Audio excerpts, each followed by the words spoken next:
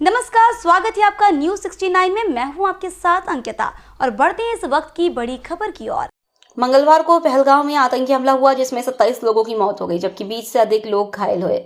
इस घटना को लेकर पूरे विश्व में चर्चा बनी हुई है। इधर मध्य प्रदेश के संस्कार धानी जबलपुर में पहलगाम हमले को लेकर सैकड़ों अधिवक्ताओं ने जबलपुर कलेक्ट्रेट कार्यालय का घेराव किया और पाकिस्तान मुर्दाबाद के नारे लगाए।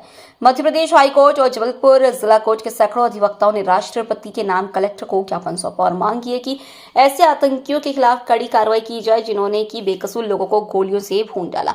अधिवक्ताओं का प्रदर्शन के दौरान गुस्सा इस बात से ही देखा जा सकता था कि कलेक्टर उनके ज्ञापन लेने को तैयार खड़े थे और वह लोग पाकिस्तान मुर्दाबाद के लगातार नारे लगा रहे थे। अधिवक्ताओं ने मांग की है कि मुस्लिम आतंकवादी जिन्होंने की निहत्थे बेकसूर लोगों की जान ली है, ये बहुत ही शर्मनाक करतूत है। अधिवक्ताओं ने बताया कि गोलीकांड में ऐसे लोग भी मारे गए जिनकी शादी कुछ दिनों पहले ही हुई थी और उनके हाथों में मेहंदी भी नहीं छूटी थी और उनकी हत्या कर दी गई।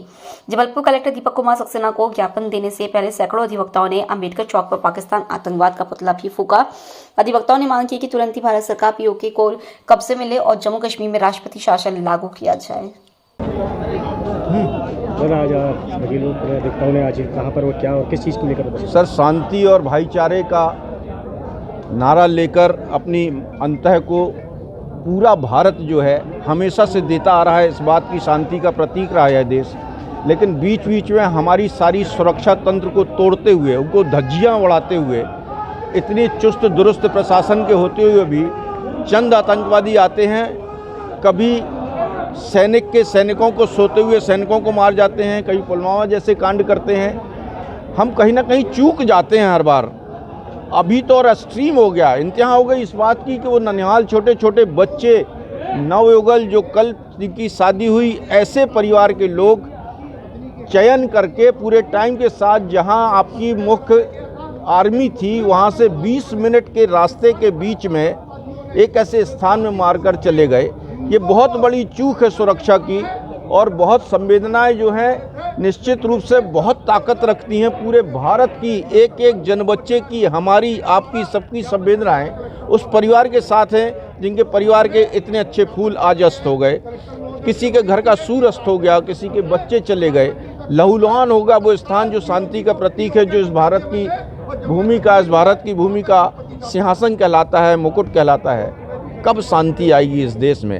हम जल्दी अब अमरनाथ यात्रा भी शुरू होने वाली है। ये अमरनाथ यात्रा को तो कवर कर लेंगे। अब हमसे चूक हो गई, हम सब कर लेंगे। अब पूरी कश्मीर में हम शांति बना लेंगे। हमारे पास एक एक सैनिक 100 आतंकवादियों के बराबर है, लेकिन चूक कैसे होती है इस बात को देखना चाहिए। बहुत सक्षम, बहुत ताकतवर है भारत, लेकिन उसके बाद भी निरीह लोगों की हत्या हो जाना, उनको सरेआम मार देना और उसके बाद फिर हम उसका राजनीतिकरण करेंगे, उसका भगवाकरण करेंगे, उसका हिंदू मुस्लिम करेंगे। अरे छीन के मार डालो। 20 मिनट का समय आपको आने का लगा था, वो भाग गए, एक भी नहीं पकड़े गए। तो संकल्प लो, ये भारत के नेताओं, भारत के जिम्मेदार लोगों, इस संकल्प लो कि छोटे छोटे ननिहालों को राजनीति का हिस्सा ना बनाया जाए। इस तरह से दुर्दांत षड्यंत्रों को सामने ना लाया जाए, सबकी रक्षा हो सके, सब हंस और मुस्कुरा सकें। इस अच्छे भाव से भारत का हर नागरिक, मैं स्वयं पूरे परिवार की तरफ से उन आत्माओं को जो देह छोड़कर चली गई, संवेदनाएं बहुत ताकत देती हैं। सचमुच सब मिलकर हम संवेदनशील लोग हैं, उनके घर में ये ताकत दें, उनकी सुरक्षा करें, उनको सरकारें जो जितना दे सकें, क्योंकि जो चला गया वो तो वापस आएगा नहीं। ये पुनरावृत्ति ना हो। इस संकल्प के साथ आज की सुबह मैं समझता हूँ भारत में संकल्प की ज़रूरत है, एक दृढ़ संकल्प की ज़रूरत है कि सुरक्षा कवच मजबूत बनाइए, इस तरह की घटनाएं दोबारा ना हो पाएँ।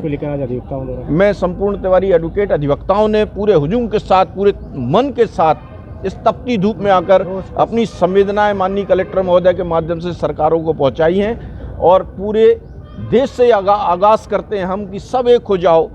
हम समझते हैं कि शायद हमारी सुरक्षा यदि हमको ही करना पड़े तो अपने घर में ऐसे लाल पैदा करो, ऐसी मेंटलिटी पैदा करो कि हम सुरक्षा में अपने आप को सामर्थ्यवान मान सकें। एक अच्छे उद्देश्य के साथ उन तमाम मृत आत्माओं की आत्मा की शांति के लिए हम पूरे भारत के लोग उनके साथ हैं, उनके परिवार के साथ। इस खबर पर आपकी क्या है राय, हमें कमेंट सेक्शन में जरूर बताएं। तब तक के लिए धन्यवाद।